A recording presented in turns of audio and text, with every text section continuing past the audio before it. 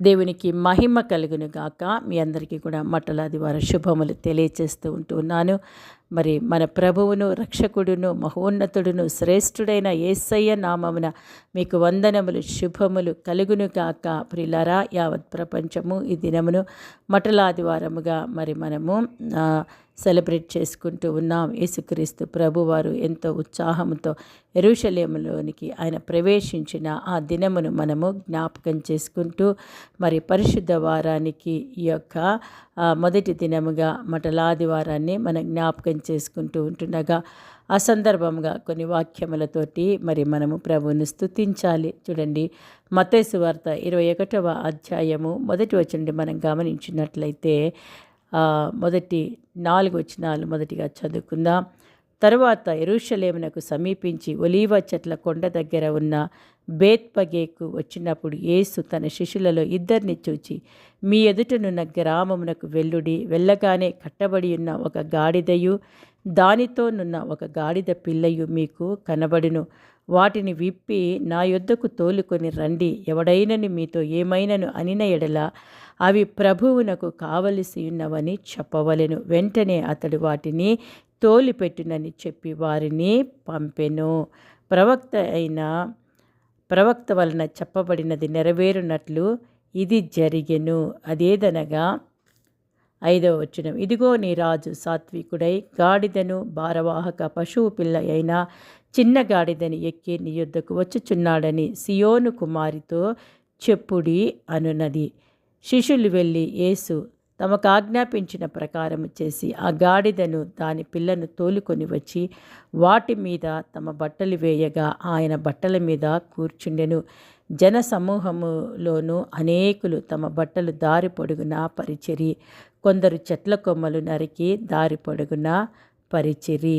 ప్రియులారా, ఈ వాక్య భాగాన్ని మనం గమనించినట్లయితే మరి యేసుక్రీస్తు ప్రభువారు యెరూషలేమునకు సమీపించి ఒలీవ చెట్ల కొండ దగ్గర ఉన్న బేత్పగేకు వచ్చినప్పుడు యేసు తన శిష్యులలో 2 చూసి ఇలాగ అంటున్నాడు, మీ ఎదుటనున్న గ్రామమునకు వెళ్ళుడి. వెళ్ళగానే కట్టబడి ఉన్న ఒక గాడిదయు దానితోనున్న ఒక గాడిద పిల్లయు మీకు కనబడును. వాటిని విప్పి నా యొద్దకు తోలుకొని రమ్మంటూ ఉన్నాడు. ప్రియమైన వాళ్ళారా, మరి ఆ గాడిదలను మనం చూసినట్లయితే ఇశ్రాయేలీలకు గాడిదలు ప్రయాణ సాధనాలు అన్నమాట. పాలస్తీనాలో సరుకుల రవాణాకు కూడా గాడిదను ఉపయోగించేవారంటండి.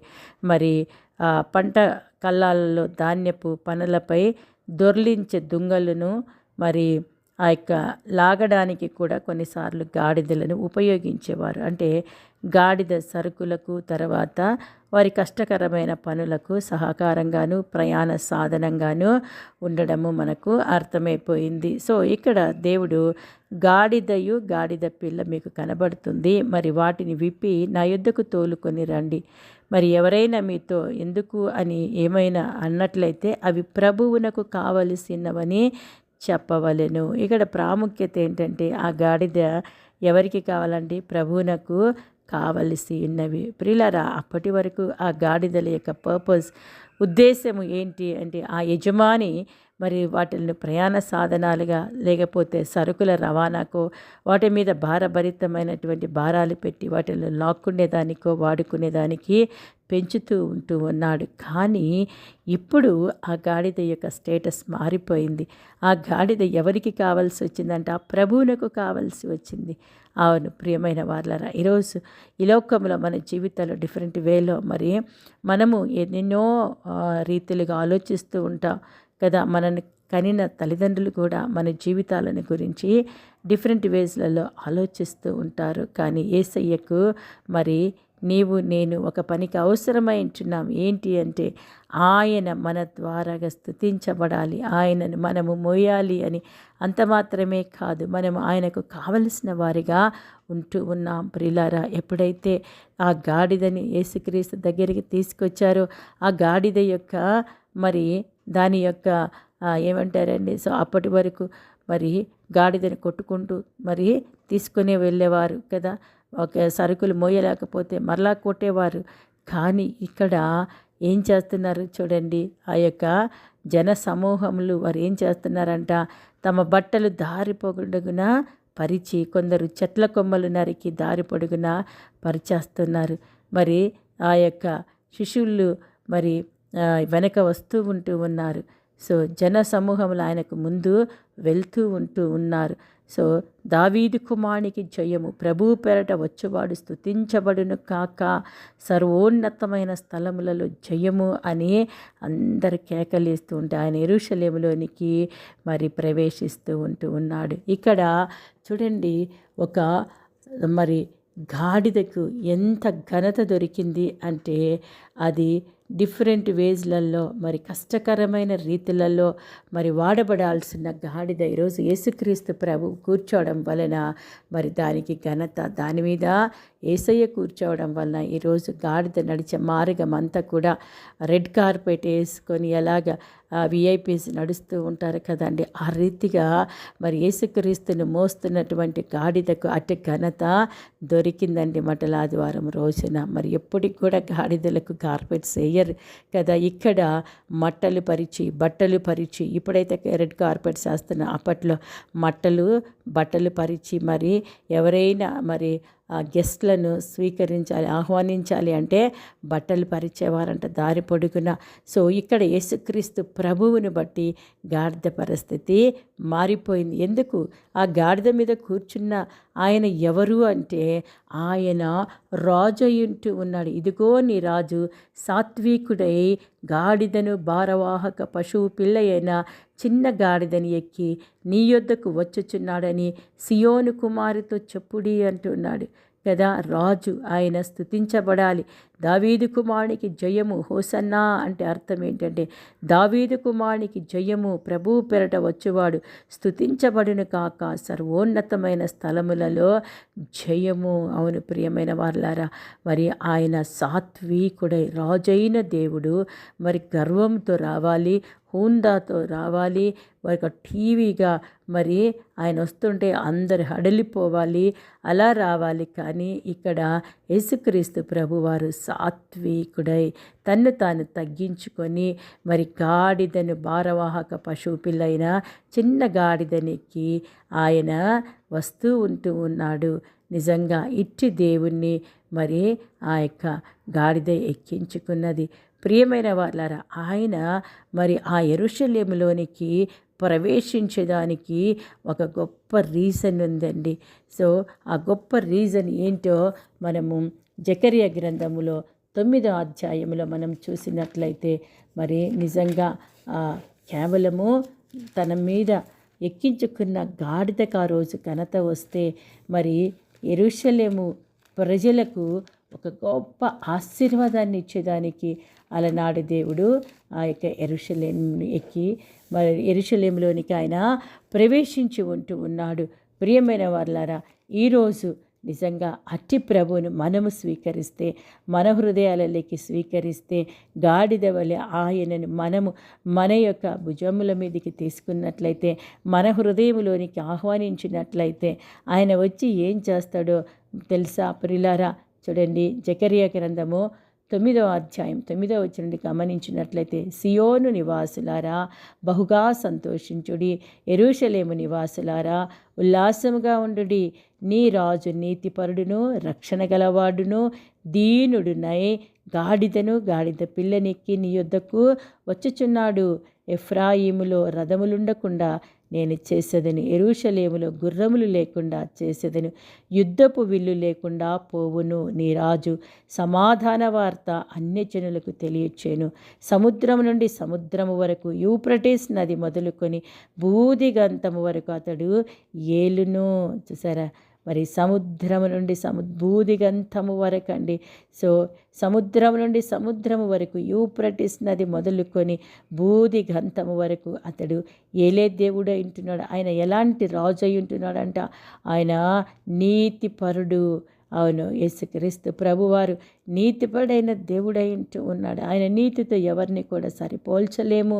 మరి ఆయనను నమ్మిన బిడ్డలను ఆయన నీతిమంతులుగా మార్చే దేవుడై ఉంటున్నాడు. కాబట్టి నీ రాజు మొదటిగా నీతిపరుడు, రెండవది రక్షణ గలవాడు, తన ప్రజలను వారి పాపముల నుండి ఆయనే రక్షించును గనక ఆయనకు యేసు అని పేరు పెట్టుదువని మరి అలనాడు గబ్రియేలు దేవదూత యోసేపుతో చెప్పిన రక్షించే దేవుడు ఈయన దీనుడు. అవును ప్రియులారా, మరందరినీ రక్షించడానికి ఫిలిప్పీలకు రాసిన పత్రిక 2వ అధ్యాయంలో మనం గమనించినట్లయితే 8వ వచనం నుండి నిజంగా ఆయన మరి దేవుడై ఉండి పరలోకముని విడిచిపెట్టుకోకూడదు, ఇది గొప్ప భాగ్యము, మరి నేనెందుకు విడిచిపెట్టుకోవాలి అని అనుకోకుండా నీ కొరకు నా కొరకు దీనాతి దీనుడై తన్ను తాను రిక్తునిగా మార్చుకొని నీ కొరకు నా కొరకు బలిపశువుగా మారేదానికి ఆయన ఈ లోకానికి వచ్చినటువంటి దేవుడై ఉంటూ ఉన్నాడు.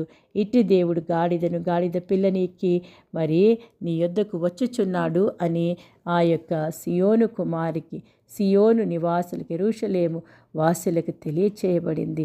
సో ఎఫ్రాయిములో రథములు ఉండకుండా నేను ఇచ్చేసేదను కదండి. సో మరి ఎఫ్రాయిము ఆ యొక్క ఇస్రాయేలు దేశం యొక్క యెరూషలేము యొక్క చుట్టుపక్కల ప్రదేశాలలో ఆయన మరి ఏం చేస్తాడంటే రథములు ఎందుకుంటాయి? యుద్ధం చేసేదానికి రథములు ఉంటాయి, యుద్ధ వాతావరణము. సో ఇటు యుద్ధ వాతావరణాన్ని నేను తొలగిస్తానని తర్వాత ఆయన చెప్తున్నాడు కదా.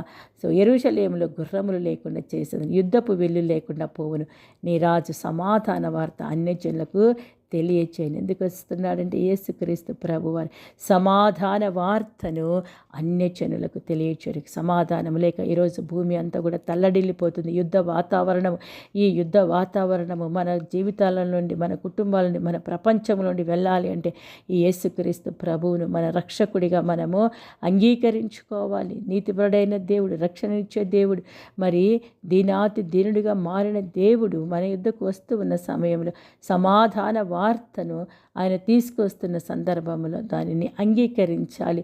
చూడండి, సముద్రం నుండి సముద్రము వరకు, యూఫ్రటీస్ నది మొదలుకొని బూదిగంతం వరకు ఆయన ఏలే దేవుడై ఉన్నాడు. అందుకని ఆయన రాజు, అందుకనే రాజుని యొద్దకు వస్తూ ఉన్నాడు. రాజులకు రాజు, ప్రభువులకు ప్రభు యేసుక్రీస్తు ప్రభువారు. సో నెక్స్ట్ ఆయన ఎందుకు వస్తున్నాడు అంట, నీవు చేసిన నిబంధన రక్తమును బట్టి తాము పడిన నీరులేని గోతిలో నుండి చెరపట్టబడిన నీ వారిని నేను విడిపించదను. అవును, యేసుక్రీస్తు ప్రభువారు మరి పడిపోయిన స్థితిలో నుండి, చెరపట్టబడిన మరి స్థితిలో నుండి విడిపించడానికే మరి అలనాడు యెరూషలేములోకి ప్రవేశించాడు. ఈరోజు మానవాళిని అంతటిని కూడా ఆయన మరి తన రక్త నిబంధనను బట్టి కదండి, ఆయన చేసిన నిబంధన రక్తమును బట్టి మరి మనందరినీ ఏ పాపపు గోతిలో మనం పడి ఉన్నామో, ఏ భయంకరమైన స్థితిగతిలో మనం పడి ఉన్నామో, ఆ స్థితిగతిలో నుండి మనల్ని విడిపించేదానికి యేసయ్య ప్రభు మన కొరకు వచ్చాడు. బంధకములలో పడి ఉండి నిరీక్షణ గలవారులారా మీ కోటను మరలా ప్రవేశించుడి, రెండంతలుగా మీకు మేలు చేసేదనని నేడు నేను మీకు తెలియచేయుచున్నాను. చూసారా ప్రియులారా, మరి ఎందుకు వచ్చాడు యేసుక్రీస్తు ప్రభు లోకానికంటే? బంధకములలో పడి ఉండి నిరీక్షణ గలవారులారా మీ కోటను మరలా ప్రవేశించు. కోట అంటే మరి కోటగొళ్ళలో ఎవరు ఉంటారు? రాజులు ఉంటారు, అధికారులు ఉంటారు, గొప్పవారు ఉంటారు. సో మరలా పడిపోయిన స్థితిలో నుండి మరి నిరీక్షణతో యేసు వైపునకు చూచినప్పుడు మనకు కోట అనుభవాన్ని ఆయన ఇచ్చే దేవుడై ఉంటున్నాడు. రెండంతలుగా మనకు మేలు చేసేదానికే ఆయన ఈ లోకానికి వచ్చి ఉంటున్నాడు. ఆ రోజు నుండి ఈ రోజు వరకు ఎవరైతే క్రీస్తు ప్రభువును తమ సొంత రక్షకునిగా, రాజుగా అంగీకరించారో వారి జీవితాలలో మేళ్ళే జరుగుతున్నాయి. అది రెండంతల మేలులు. చూసారా ప్రియులారా? అలాగే మనం చూసినట్లయితే మరి 13వ వచనం, యూదా వారిని నాకు విల్లుగా వంచుచున్నాను, ఎఫ్రాయిము వారిని బాణములుగా చేయుచున్నాను, సియోను నీ కుమారులను రేపుచున్నాను, శూరుడు ఖడ్గము ప్రయోగించినట్లు నేను నిన్ను ప్రయోగింతును, గ్రేకేయులారా సియోను కుమారులను మీ మీదికి రేపుచున్నాను. సో శత్రువుల మీద మరి మనల్ని, మన బిడ్డలను రేపే దేవుడిగా ఉంటున్నాడు. అపవాది కుయుక్తుల మీద, కుతంత్రాల మీద మనము జయము పొందుకొనుటకు మన బిడ్డలను, మనలను ఆయన విల్లుగాను బాణములుగాను ఆయన ఎంచిన దేవుడై ఉంటూ ఉన్నాడు కదా. ఉన్నతమైన పరిచర్యకు, పనికి, సాతాను కుయుక్తులను నశింపజేసేదానికి దేవుడు మనలను నిలబెట్టుకునేదానికి ఆయన ఈ లోకానికి వచ్చి ఉంటున్నాడు. 14వ వచనము, యెహోవా వారికి పైగా ప్రత్యక్షమగును, ఆయన బాణములు మెరుపు వలె విడువబడును, ప్రభువగు యెహోవా బాకానాదము చేయుచు దక్షిణ దిక్కు నుండి వచ్చు గొప్ప సుడిగాలితో బయలుదేరును. గొప్ప సుడిగాలితో ఆయన బయలుదేరే దేవుడై ఉంటున్నాడు. తన్ను తాను మనకు ప్రత్యక్షపరచుకునే దేవుడై ఉంటూ ఉన్నాడు. ప్రియులారా, సైన్యములకు అధిపతి యగు యెహోవా వారిని కాపాడును కనుక వారు భక్షించుచు ఒడిసెల రాళ్లను అనగద్రొక్కుచు త్రాగుచు ద్రాక్షారసము త్రాగు వారి వలె బొబ్బిలిడుచు బలిపశు రక్త పాత్రలను బలిపీఠ మూలలను నిండునట్లు రక్తముతో నిండియుందురు. చూసారా, మరి ఆ యొక్క శత్రువును ఆ రీతిగా ఆయన చేసే దేవుడై ఉంటూ ఉన్నాడు. మరి యెహోవా వారిని కాపాడును కనుక వారు భక్షించుచు కదా. మరి మన దేవుడు మనల్ని కాపాడే దేవుడుగా, మరి సమస్త కీడు నుండి కాపాడి మనకు సమస్త శోధన నుండి జయమునిచ్చే దేవుడై ఉంటున్నాడు. 16వ వచనంలో చూసినట్లయితే, నా జనులు యెహోవా దేశములో కిరీటమందలి రత్నముల వలెనున్నారు కనుక కాపరి తన మందను రక్షించినట్లు వారి దేవుడైన యెహోవా ఆ దినమున వారిని రక్షించును. ఎంత గొప్ప ధన్యత! ప్రభుని స్వీకరించిన వారిని ఆయన కిరీటములోని రత్నముల వల్లే చేసే దేవుడై ఉంటున్నాడు. మరి వారు ఎంతో క్షేమముగాను ఉండుటకు ఎంతో సొగస్సుగా వారు ఉంటారని ధాన్యము చేత యవ్వనులను ద్రాక్షారసం చేత యవ్వన స్త్రీలు వృద్ధి నొందుతారంట.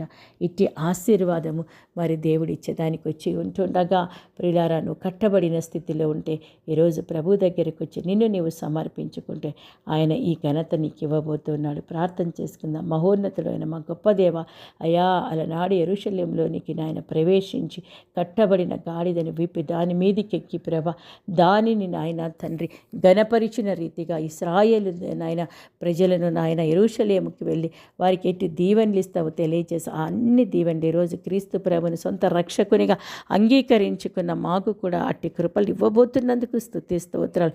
కట్టబడిన జీవితాలు విప్పుకున్నట్టుకు వారికి ఒక కృపనిస్తున్న ఒక అవకాశం ఇస్తుంటుండగా నాయన కట్టబడిన జీవితాలు విప్పబడి ఈ ఆశీర్వాదాలన్నీ పొందుకున్నట్టుకు తండ్రి ఈ యొక్క దినాన్ని దీవించమని యేసు నామమున అడిగి వేడుకుంటున్నాము తండ్రి. ఆమేన్.